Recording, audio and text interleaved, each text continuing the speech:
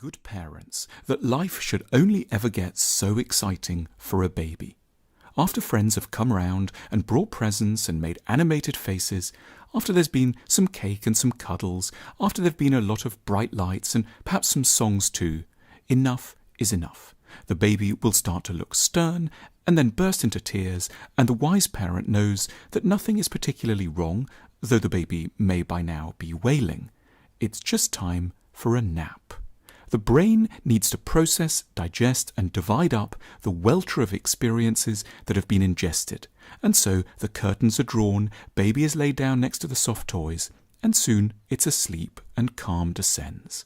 Everyone knows that life is going to be a lot more manageable again in an hour. Sadly, we exercise no such caution with ourselves.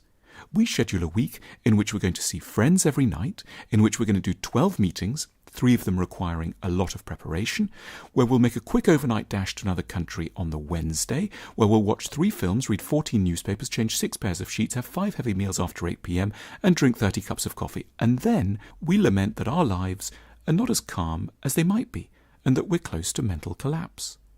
We refuse to take seriously how much of our babyhood is left inside our adult selves, and therefore how much care we have to take to keep things simple and very, very calm.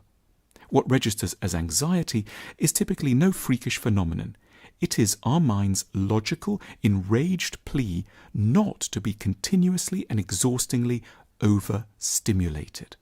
These are some of the things we may need to do to simplify our lives. It is theoretically a privilege to have a lot of people to see and things to do. It is also, psychologically speaking, exhausting and ultimately, therefore, rather dangerous.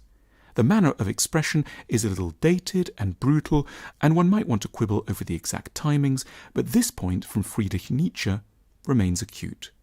Today, as always, men fall into 2 groups, slaves and free men.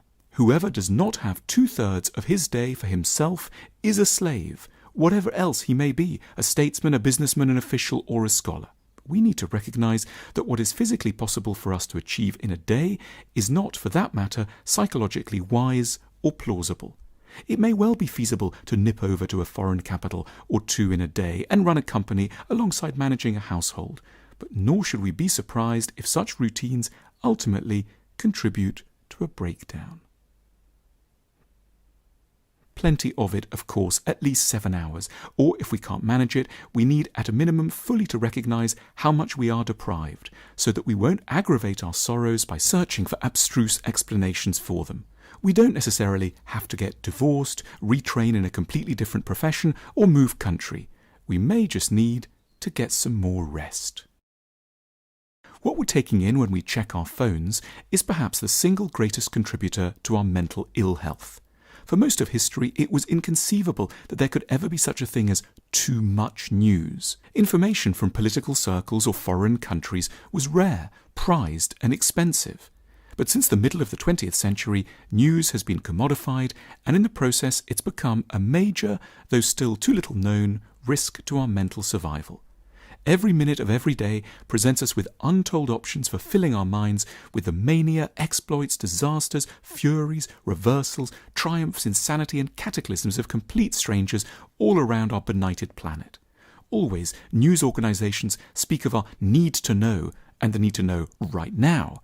But what they've left out is our equally great and often even greater need not to know, because we can't change anything, because the stories are too violent, dispiriting and sad, because our minds are fragile, because we have responsibilities closer to home, because we need to lead our own lives rather than be torn apart by the stories of the lives of others who are ultimately as remote from and irrelevant to us as the inhabitants of the Egyptian court of King Sneferu in late 2613 BC.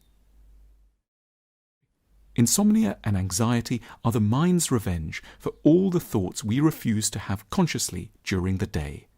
In order to be able to find rest, we need to carve off chunks of time where we have nothing to do other than lie in bed with a pad and paper in order to think.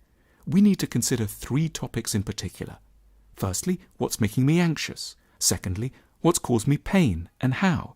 And thirdly, what's exciting me? We need to sift through the chaotic contents of our minds. Every hour of living requires at least 10 minutes of sifting.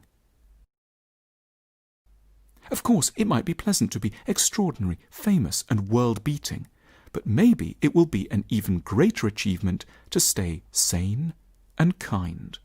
We might opt not to conquer the world in favour of living a longer and more serene life.